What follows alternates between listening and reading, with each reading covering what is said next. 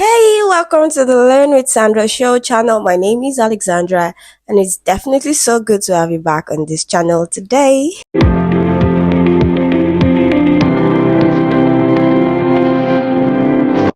So, to all my returning subscribers and new subscribers, thank you for always engaging.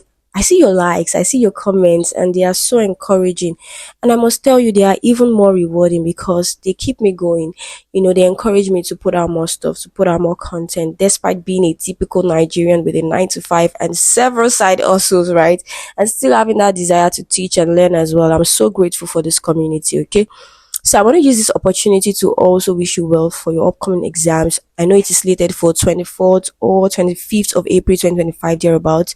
Right. I wish you all the very best. So guys, what are we doing today? We're doing something completely different. Okay, so we will be reviewing the recommended literary text for the 2025 UTME candidates, and that is the Lekki Headmaster by Kabri Alabi Garba. Okay, so we're going to be looking at the plot and we're going to be looking at a few likely questions, okay, today, right? So I have worked on this text extensively. I've worked on the summary, chapter by chapter summary, and I've been able to curate 20 to 25 likely questions under each chapter, okay?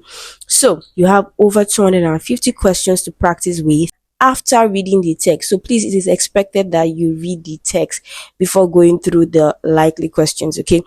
Now, I've made this document available to everyone in my Telegram group, so you can join the group. The link is in the description. And if you are unable to join the group for one reason or the other, you can message me using the email address also in the description. Okay, just send a message expressing your inability to join the group, and I will do well to forward the document to you. Okay, so let's get right into the plot.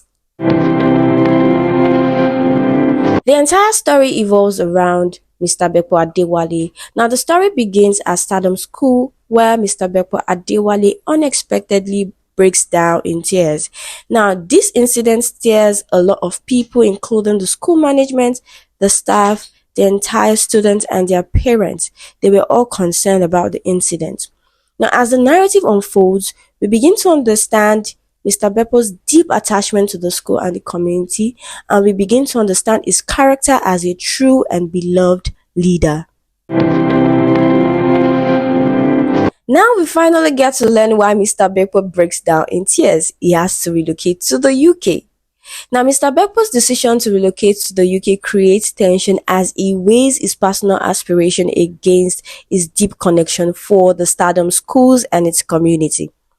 While the financial benefits and opportunities draws him into the idea of traveling out, his 24 years of dedication and commitment to the school and the people makes living difficult. Through Mr. Beppo's experiences and others, the story explores themes of migration, identity, and purpose, right? Incidents like the visa denial for the Ignatius family and the school financial management issues added complexities to the entire story. Now, Mr. Beppo's internal conflict reflects broader question about the cost of pursuing one's personal goals versus staying true to one's community and values. The climax is Mr. Beppo's farewell ceremony at the Stardom School, where he is honored for his 24 years dedication. The event showcases the impact he has had on the school community, and we get to see how he struggles to express his feelings during his speech, and this marks a touching moment in the story. As Beppo prepares to leave Nigeria, he reflects on the unresolved issues, including the ongoing legal battle between the families of Bang and Tosh. So this is a long-standing rivalry, right, rooted in a school election and fueled by parental politics. Okay, so this weighs heavily in the mind of Beppo. Beppo is also concerned about the future of the Invention Club's Breath project, a school initiative he passionately supports. Now we see that his reflections reveal his deep investment in the school and the community. This further highlights the complexity of his decision to leave. Eventually, Beppo bought a plane to the UK, and we see a few people accompanying him to the airport, leaving behind a school struggling to adjust to his absence. Now, in a surprising twist, Beppo returns to Stardom School, revealing that he had not actually left the country. Now, this moment marks a turning point as Beppo reaffirms his commitment to the school and its students.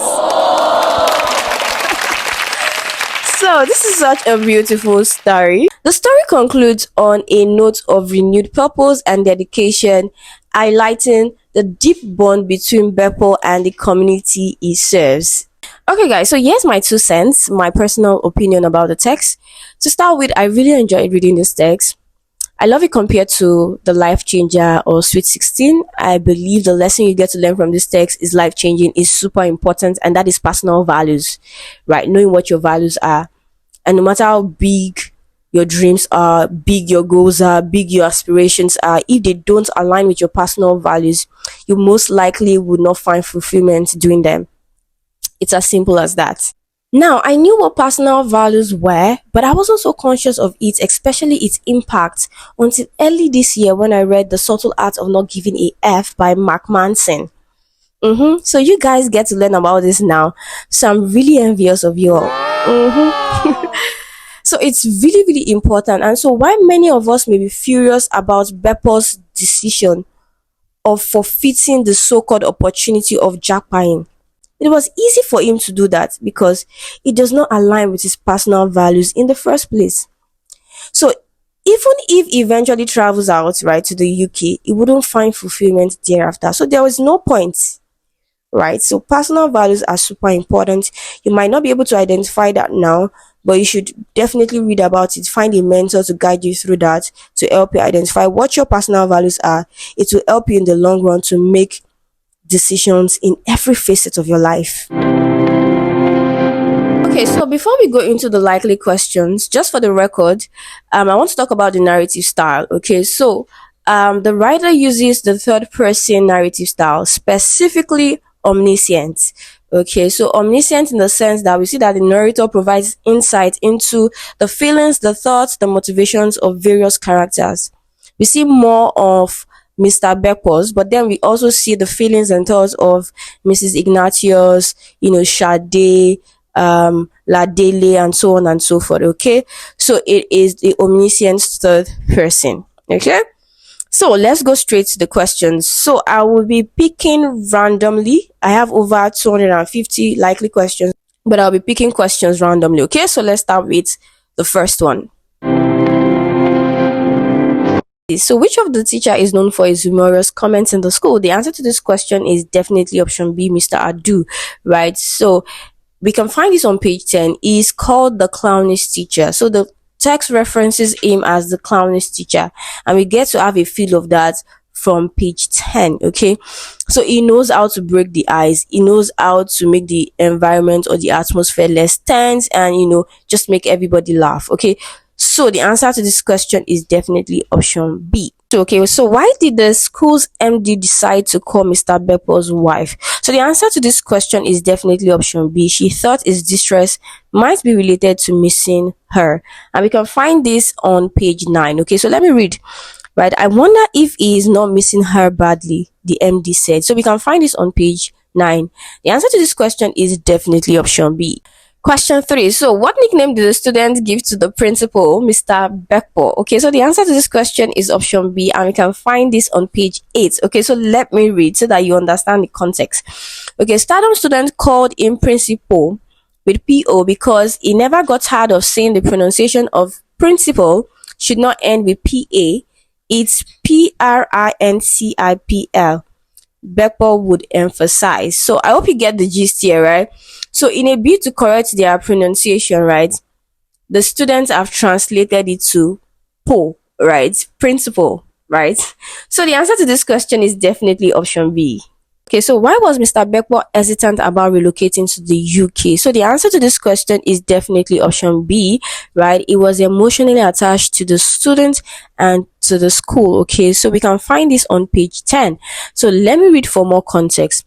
He very much loved Stardom schools, especially his students.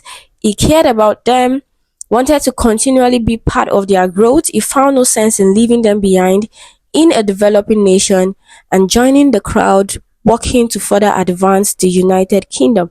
Okay, so the answer is definitely option B. Question 5. Okay, so what nickname did Mr. Beckwell earn at Stardom Schools?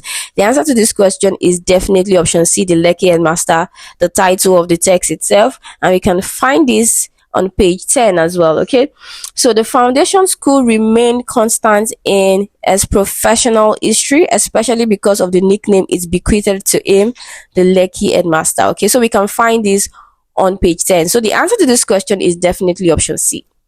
Question 6. Okay, so which of the following was not one of the businesses Beppo considered before leaving Nigeria? Of course, the answer to this question is option C, cryptocurrency trading. Okay, so the other options are, businesses he wanted to explore, right?